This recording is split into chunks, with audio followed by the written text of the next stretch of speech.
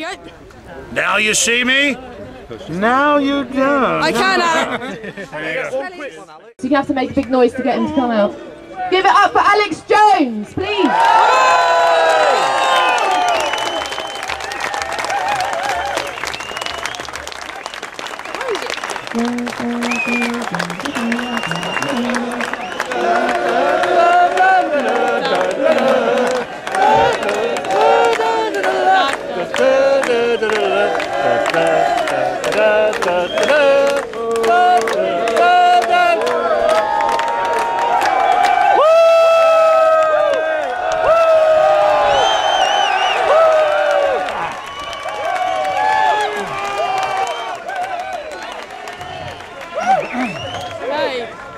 You talk about real grassroots. Nowhere do you have to actually climb on the stage. I love it!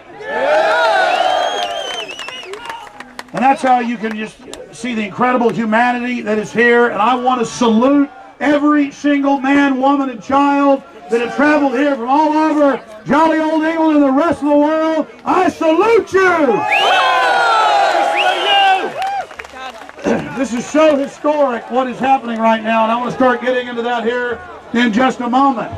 But first off, I want to point out there are thousands of people in here right now, but they are turning away thousands of others who couldn't get parking and who they're not letting in. So let it be known that the BBC will probably report there were 5 people here. But that's why they're discredited. That's why the power structure is falling apart. I actually had the BBC, of like 6 interviews I've done with them, one of the ladies said, so you say there's a meeting going on here. So you claim there's something called the Bilderberg Group. Are you insane? That's how stupid they think their viewers are. But the truth is, they're losing all their viewers because people are awake to the globalists and their lying propaganda organs. They're arrogant. They are so used to a population that will buy anything they're told that they are destroying their own credibility more and more. There is no doubt that trillions of dollars a month worldwide are stolen from the people of the West to finance the globalist takeover of the planet. And what's so dangerous about it is the globalists have all written books, all made statements about what their plan is for the New World Order. Their plan is worldwide poverty and forced population reduction. They want to bankrupt every family in the world except for a few dozen families so they can control you with their fiat currency and bring in total technocratic world slavery. And the reason there are so many people here today and millions watching in the real free press across the world is because humanity has figured out that we're in deep trouble and that these dangerous parasites have ill will towards us. It's not that they don't care about us. They care about killing us. They want the world for themselves. They've stolen the governments. They've stolen the money. They've stolen the cultures. They've stolen almost everything. And now they want us out of the way so they can move forward into the future with all the technology that humankind developed. They take the ideas and the energy of you, the creative, and they use it against you. And I'm here to tell you how to stop them. Fight them with information. Fight them with truth. Fight them with art. And never give up and realize that we are. And realize that we are in a war. That they are attacking us, that they are attacking our families, that they are attacking our nations, that they are attacking our cultures. They want us absolutely neutralized so they can take over this planet, and I'm going to break that down today. But first off, I want to say this. The globalists absolutely are angry today to know the shadow government and the periscope of their subterranean world tyranny that has popped up just a few hundred yards away from us, the Bilderberg Group. They have fought for 60 years to maintain their secrecy, and they have threatened their reporters and their media institutions all over the world that they would be fired if they ever even wrote the words Bilderberg. And now all of us together and the real media have forced this out in the open. And I'm here to tell you, without a shadow of a doubt, today is the true beginning of the fall of the Bilderberg Group. Today is just the beginning. Today is just the beginning of the fall of the dinosaur deception media. And today can truly be marked as one of the key points on the map of history of when humanity rose up and the sleeping giant prepared to defeat the globalists.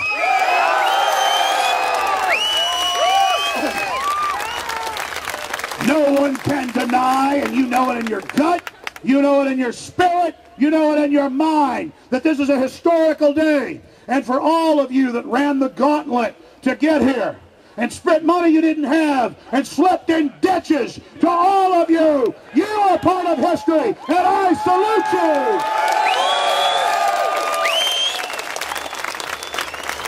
you. Inside there now are the sons and daughters and the children of some of the most evil people this world has ever seen, a true synthesis of evil.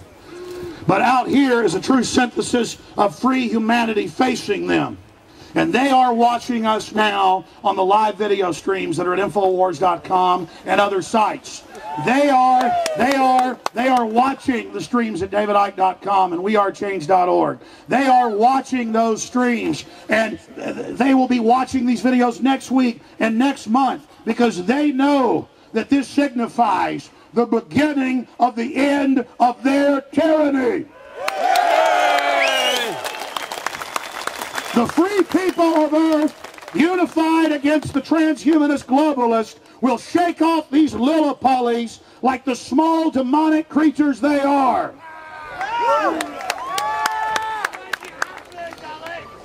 So make no mistake, they are watching now, and we are watching. And our message to the Bilderberg Group and the global crime syndicate that they represent is that humanity is awake and staring and aware of your crimes, and nothing on earth is going to stop the judgment of justice that is coming down on you now.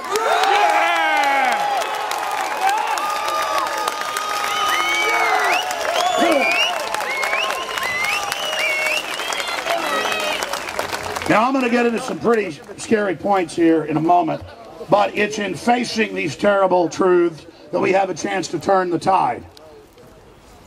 We have the initiative. We have the future. We will win if we want to. And I know in my heart and in my mind we will. The question is, how tough is it going to be? But just remember, like ripples in a pond, everything we do here today, everything you do, goes on forever. And that's why it's so important that all of you came here, but it's so important that you realize, many of you do, that you are the resistance, that you are the future, that it is you that is going to control your destiny, working with other like minds. And that's why we have to salute people like Westbrook Pegler, more than 55 years ago, first reporting on Bilderberg when they didn't even know what the name was. And then Jim Tucker for 36 years, who just died about 4.5 weeks ago in his home in Georgia, who tirelessly traveled the world and was shot at and arrested and demonized, and the media would laugh at him and say, this crazy guy's going around saying some group of royalty and banking and the tops of academia are meeting in secret. Why, that's illegal. That can't be happening. It doesn't exist. Just 4 years ago, the New York Times wrote that I was in Chantilly, Virginia, walking around in a hotel grounds like this, imagining Bilderberg.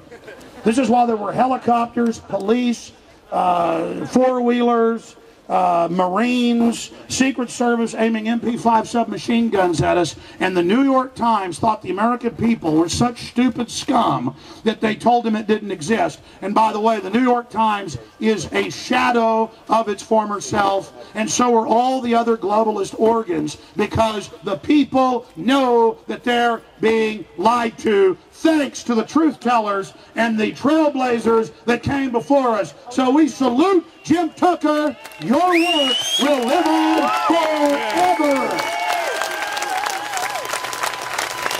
And make no mistake, what we're doing here today will live on forever. The fact that they even have to admit that there are groups above government and that there are special interests. For those of us that have been awake for a while, that's comically simple.